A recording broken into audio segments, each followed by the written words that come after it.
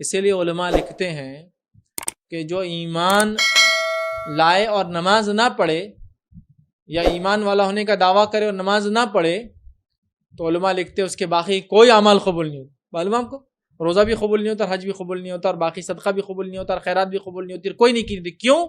اس لیے کہ ایمان کے بعد سب سے اہم چیز نماز ہے. اگر یہ نہیں ہے تو باقی علماء لکھتے قبول ہی نہیں ہوں گا.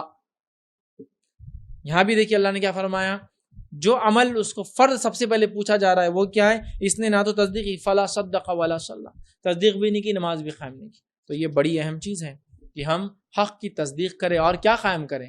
نماز کو قائم کریں. موقع نہیں کہ ہم نماز کی فضیلت، اس کو قائم کرنے کی اہمیت، اس کا ثواب، فرض نماز کا ثواب، موقعہ کا ثواب، سنتوں کا ثواب، نفل نمازوں کا ثواب. ارے اتنی چیزیں اتنی زیادہ ہے کہ میں بیان نہیں کر سکتا ہوں. عصر کی نماز کے تعلق سے کہ جس شخص کو عصر کی نماز چھوڑنے کا غم بتا دیا جائے کہ عصر کی نماز چھوڑنے سے کیا غم ہوتا ہے، کیا تکلیف قیامت کے دن، تو عصر کی نماز چھوڑنے کی تکلیف اگر بتا دی جائے، جو غم اس کو قیامت کے دن ہوگا، حسرت جو عصر کی نماز چھوڑا تھا وہ یہ ہوگا، اتنا غم ہوگا جیسے کہ اس کے پورے رشتہ دار مر گئے اور پورا مال اس کا لٹ گیا.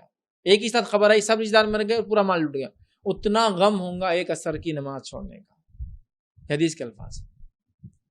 تو یہ خالی فرض نماز نہ پڑھنے کا نتیجہ ہے. خالی ابھی تو پڑھ لیے تو کیا اجر ہے؟ وہ نہیں ہے، چونکہ وہ ان امیجنیبل ریوارڈز ہیں، بہت زیادہ، اتنے زیادہ ہے کسی کو انتہا نہیں. اس لیے جو چیز سمجھ میں آئی بتا دی گئی، جو چیز سمجھ میں نہیں بتائی گئی.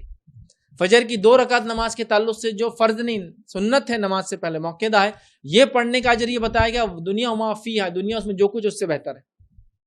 تہجد کی نماز کے فائدوں میں آپ نے یہ بیان کیا، جو ایک فائدہ ہے کہ دنیا میں تہجد کی نماز جو انسان ادا کرتا ہے اس کے اللہ کے نزدیک درجات بلند ہوتے ہیں، اس کے گناہ معاف ہوتے ہیں، اس کے لیے نیکیاں لکھی جاتی ہے، اور وہ اپنے سے پہلے سلف صالحین کے طریقے پہ چلتا ہے، اور اس سے جسمانی بیماریاں دور کر دی جاتی ہے. دیکھیے خالی ایک نفل نماز رات کی، سمجھ رہا؟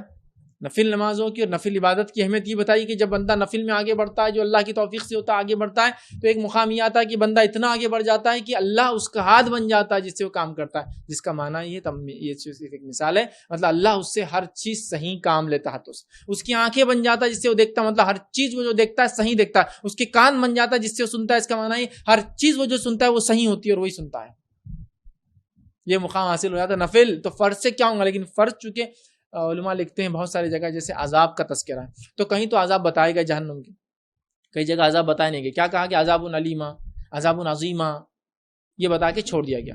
عذاب شدیدہ، بہت سخت عذاب، بہت بڑا عذاب، بہت دردناک عذاب، شدید عذاب، یہ کہہ کے چھوڑ دیا گیا. اور کچھ جگہ ڈیفائن کیا، پیتل کے ناخن آئیں گے، یہ کریں گا، یہ کھائیں گا، خون پیئیں گا، پیپ پیئیں گا.